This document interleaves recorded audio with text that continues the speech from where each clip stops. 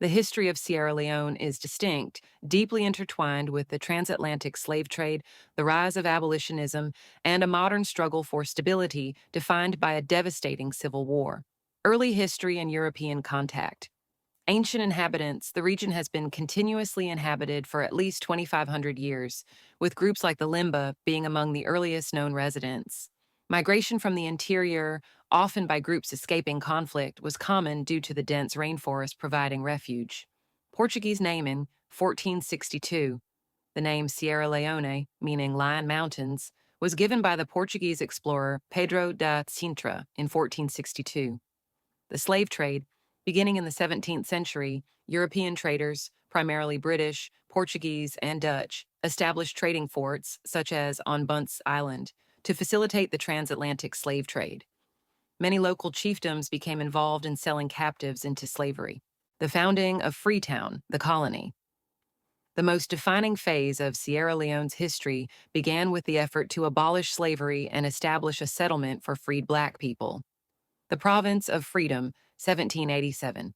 British abolitionists and philanthropists established the Province of Freedom on the Sierra Leone Peninsula as a haven for formerly enslaved black people living destitute in London, known as the Black Poor. Freetown's founding, 1792.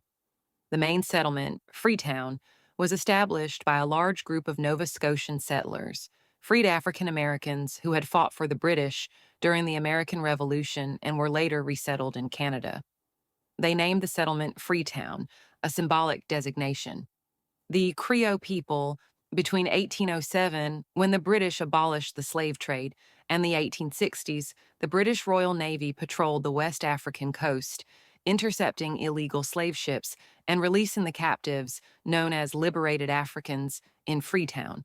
These various groups of settlers, Nova Scotians, Maroons, and liberated Africans, blended to form the unique Creole ethnic group, whose English-based Creole language became the lingua franca of the country. British colony and protectorate. The Freetown settlement became a British crown colony in 1808. The British later extended their control into the interior, declaring the region a protectorate in 1896, leading to a division between the westernized Creole-dominated colony and the interior protectorate. Independence and decline. Independence, 1961. Sierra Leone gained its independence from the United Kingdom on April 27, 1961, led by Sir Milton Margai. Political instability. The initial democratic system quickly degenerated into political turmoil marked by numerous coups, one-party rule, and grow-in. Corruption, particularly surrounding the country's vast diamond resources. This created deep social and economic grievances. The Civil War, 1991-2002. The country's most tragic period was its decade-long civil war. Start date.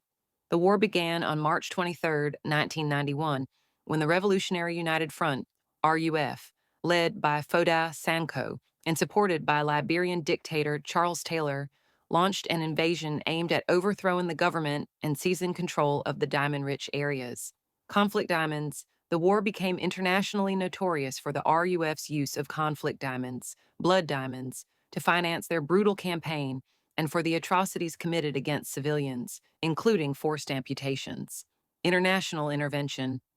Multiple forces intervened over the years, including the South African Mercenary Group, Executive Outcomes, a UN peacekeeping force, and decisive military intervention by the United Kingdom.